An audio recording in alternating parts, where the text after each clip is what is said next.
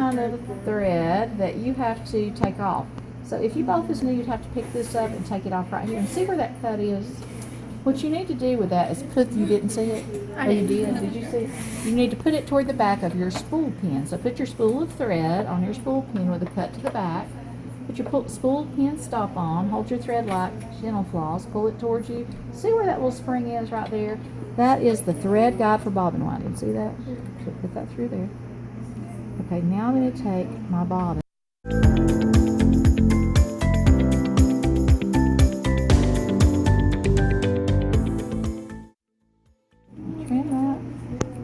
There, that's better. Now, I should be able to get it through there. Right in the middle is where the thread goes, and then you choose a hole. There's a hole on either side. Doesn't matter which one you choose, but once you choose it, that's the top. Put the top of the bobbin on the bobbin spindle. If that spring on the bobbin spindle is sprung or broken, you'll need to find another machine because it won't wind your bobbin. Rock that bobbin onto the bobbin spindle. Push the bobbin spindle to the bobbin spindle. Here we go. You want to wind the machine. So as you wind, watch this. It's wind. Power's not on. Turn the power on. Now that winds, but if you can't really watch this is going down. That's not safe. So here you go. Put it down and go steady for the next one. Alright, so here you go. See that? Alright, that's what you want when you're winding the bobbin. And it looks really good. If the thread weren't around the thread guide for bobbin winding, it would not look that good, okay? Then you want to cut your thread. I just pulled mine close to your bobbin. Push your bobbin spindle away from your bobbin stop. Push your hand wheel in. Take your bobbin off your bobbin spindle.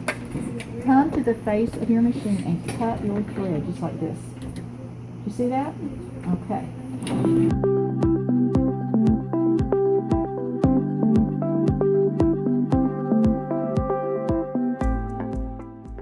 We're going to put our bobbin in. It's going to go from 6, 7 to 8 to 9 to 10, 11, 12. Do you see that? Now if it were upside down, counterclockwise, it goes 6, 5, 4, 3, 2, 1. You see that? So you want it going in this way, 6, 7, 8, 9, 10, 11, 12, like the clock hand turns. Alright. So when you put your bobbin in there, put your finger on top of it, pull, listen. Do you hear that little click? Okay, so that means you put it, thread down, and you pull it around. See that little arrow? From that arrow to that black arrow. Now you're going to put your bobbin cover back on without that thread being in the teeth. It's going to be back here, just like that.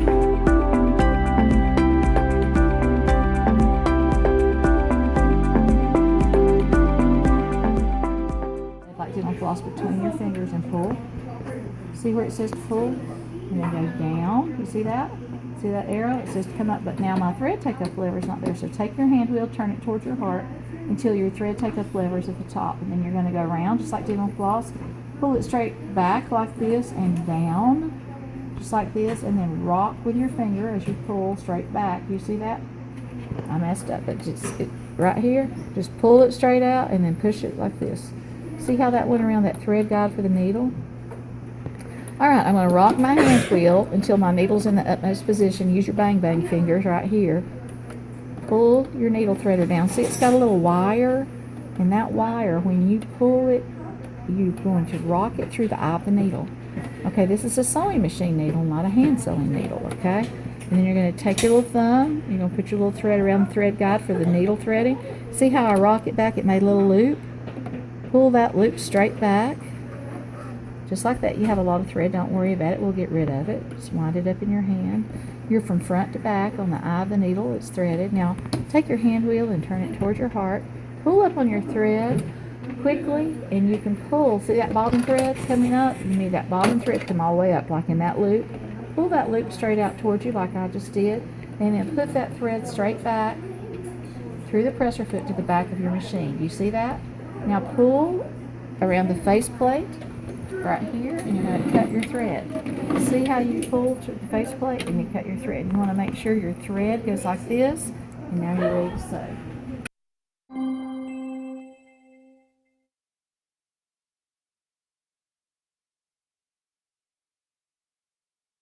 On 2, this is on 1. Let me make sure this is the top, and this is on 1. Let me start over because I've already gotten a hole. It won't pull. So it's on 1 right now, 0, And then here's one. I mean, that's two. No, that's one. It should stay on two, and then this is three. See how it won't even pull? So you can see on your machine right here, this is the pressure foot pressure dial, and it should stay on two. And again, it controls the presser foot pressure, the tension on it. See? All right, everybody knows what that does now, right? Okay. So it makes more sense now that you see it. All right, so we always start with our threads right here to the back. Make sure your thumb screw's tight. Make sure your needle set screws tight, and then put your 5/8 mark right here. 5/8 of an inch is a standard seam allowance.